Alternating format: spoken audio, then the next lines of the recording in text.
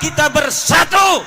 Kalau mereka orang-orang yang bukan pribumi Indonesia menganggap kita pribumi Indonesia adalah sebagai budak-budak mereka.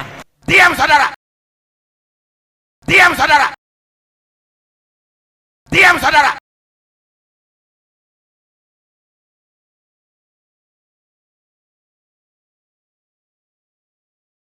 Assalamualaikum warahmatullahi wabarakatuh. Saudaraku yang dirahmati Allah. Setelah beberapa kali pengajian dan ceramah Kiai Imaduddin, berusaha diganggu di beberapa wilayah, oleh perusuh dan orang-orang yang kelakuannya mirip dengan apa yang dilakukan PKI dalam meneror Kiai dan ulama NU. Bukannya semakin kendor, Kiai Imaduddin malah semakin kencang dan tegas membongkar keterputusan nasab para Habib Ba'alawi, seakan teror dan ancaman justru menjadi cambuk penyemangat perjuangan beliau. Seperti yang Kiai Imaduddin sampaikan dalam sebuah ceramah terbaru, membongkar abis kepalsuan nasab Habib-Habib Ba'alawi. Mari kita simak bersama. Hadis Tirmidzi, betul enggak Ali Zainal Abidin punya anak namanya Muhammad Al-Baghir? Ada di dalam Sunan Tirmidzi, belum butuh kitab nasab. Betul enggak Muhammad Al-Baghir ini punya anak namanya Ja'far Shadiq? Ada di dalam kitab-kitab hadis. Ja'far Shadiq punya anak Ali Al-Uraidi, masih di kitab hadis, masih ada. Ali Al-Uraidi punya anak namanya Muhammad An-Naqid, ini membutuhkan kitab nasab.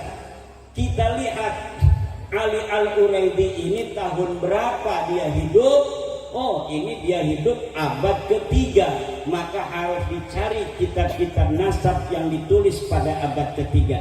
Kita lihat betul tidak Muhammad An-Naqid punya anak namanya Ali Al-Uraidi. Ja'far Shadiq punya anak namanya Ali Al-Uraidi. Ali Al-Uraidi punya anak namanya Muhammad An-Naqid. Kita lihat di kitab abad itu. Kemudian Muhammad An-Naqid punya anak namanya Isa Ar-Rumi. Kita lihat di kitab yang menerangkan tentang itu yang ada pada zamannya Isa Ar-Rumi itu hidup. Isa Ar-Rumi punya anak namanya Ahmad bin Isa. Ahmad bin Isa itu wafat 345 Hijriah, abad keempat Hijriah. Kita lihat di dalam kitab Silsilatul Alawiyah, kita lihat di abad kelima kitab Al-Ubaidili namanya Tahdibul Ansar. Kita lihat kitab abad kelima Al-Majdi karya Al-Umari. Kita lihat kitab Al-Multaqilatul Talibiyah karya Tabatabai. Di situ tidak ada namanya Ahmad punya anak namanya Ubaidullah. Ternyata setelah saya teliti dari orang-orang yang mengaku keturunan Nabi dari jalur Ubaidillah, ternyata terputus dan tertolak oleh kitab-kitab nasab yang ada pada abad ke-5, abad ke-6, abad ke-7, abad ke-8, abad ke-9. Baru di abad 10 ada kitab nasab namanya Tuhfatut Talib yang mencatat. Sementara kitab sebelumnya nasab tidak ada, lalu dari mana Tuhfatut Talib ini bisa mencatat nasabnya Ubaidillah sebagai anak Ahmad? Ternyata dari kitab kalangan mereka sendiri, kalangan Ba'alawi, yang namanya kitab Al-Burqatul Musyiqah karya Habib Ali As-Sakran yang dikarang 895 Hijriah abad ke-9. Nulis sendiri, tidak ada referensi sebelumnya. Jadi kita ngaku anaknya Sultan Hasanuddin. Sultan Hasanuddin misalnya anak laki-lakinya Maulana Yusuf, Pangeran Arya Jepara. Kemudian kita sisipin Maulana Hasanuddin punya anak tambah satu lagi namanya Sudarmono. Sudarmono bin Maulana Hasanuddin.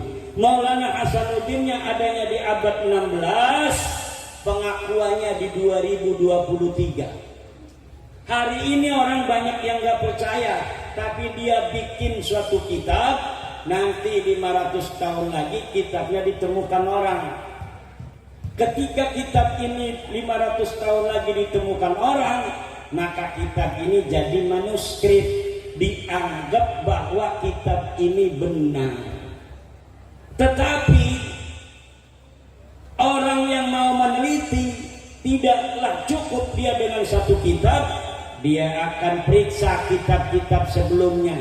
Benar enggak itu Sultan Maulana Hasanuddin punya anak namanya Sudarmono? Sudarmono sebagai anak Maulana Hasanuddin tercatat tidak di abad 16 Masehi, tidak. Tercatat tidak di abad 17, tidak. Abad 18, tidak. Abad 19, tidak. Abad 20, tidak. Abad 21, 2023 baru ada anaknya Sultan Maulana Hasanuddin namanya Sudarmono. Ini jelas nasabnya nasabun munqati'un, nasabun mardudun, nasabun batilun, nasabun muntahalun. Nasabnya dapat ngerampok. Ini ibu dan bapak hadirin ma'asyiral muslimin rahimakumullah. Ya Allah, udah 1:30. Karena cintanya kita pada baginda Nabi, kita nggak kerasa sampai 1:30. Ibu-ibu, bapak-bapak, saya nggak bakal lama-lama lagi, karena kita selain untuk mencintai Rasul, Rasul juga sangat cinta kepada kita kalau kita tidaklah ketinggalan sholat subuh, betul? Pagi-pagi kita harus bikin uduk atau beli uduk untuk suami, betul? Betul tidak, loh?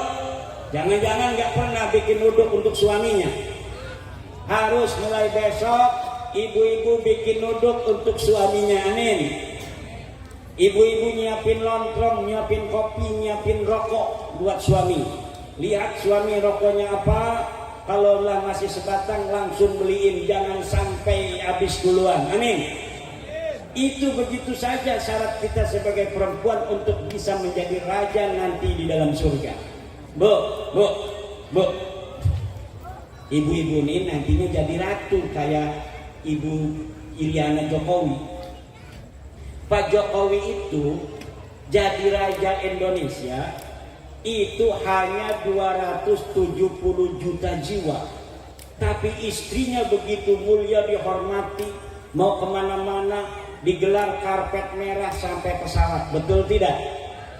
Nanti mah ibu-ibu orang Cikarang Utara, kalau dia berbakti pada suami, kalaulah suaminya ridho kepada istri, maka suaminya jadi raja satu planet, itu khusus untuk suami ibu. Rakyatnya disiapin mislud dunia maroten. Dunia ini dikali lipat penduduknya ada berapa? Dunia sekarang penduduknya cuma 8 miliar. Nanti ibu-ibu punya suami, suaminya ini jadi raja, penduduknya 16 miliar. Kita jadi raja, tidak usah kita kampanye, jadi RT aja dihormatin, jadi camat aja dihormatin, apalagi di surga kita jadi raja, jadi 16 miliar penduduk disiapin Allah untuk mengabdi kepada kita, untuk membahagiakan kita dan istri kita. Dan ini ibu-ibu nih bakalnya tasnya yang paling mahal. Kemana aja pergi dari rumah itu bidadari kanan kiri sudah mendampingi, menyiapkan kembang. Jadi ibu lewat itu ditaburin kembang-kembang. Kemudian mau masuk ke pesawat langsung dibukakan pintu, mau ke mobil langsung helikopter disiapin. Kemana saja kita jalan-jalan. Kadang jalan ingin ketemu Nabi Muhammad, alhamdulillah. Kalau kita di dunianya kayak begini, pernah maulid, insya Allah kita bisa bertemu di dalam surga bersama Nabi Muhammad. Kita akan hadiri pernikahan Nabi Muhammad nanti. Ada di surga pernikahan yang paling megah. Pernikahan siapa? Pernikahan Nabi Muhammad dengan Siti Maryam. Orang-orang seperti Siti Maryam yang belum nikah di surga dinikahkan. Anak ibu-ibu yang kecil mati, nanti dia akan dinikahkan dengan perempuan yang masih kecil juga meninggal.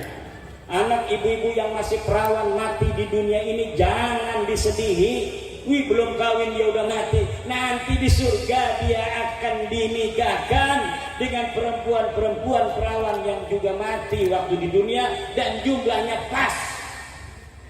Allah itu maha perkasa, Allah maha kuasa. Semua perempuan yang mati sebelum nikah itu akan sama dengan semua laki-laki yang mati sebelum nikah.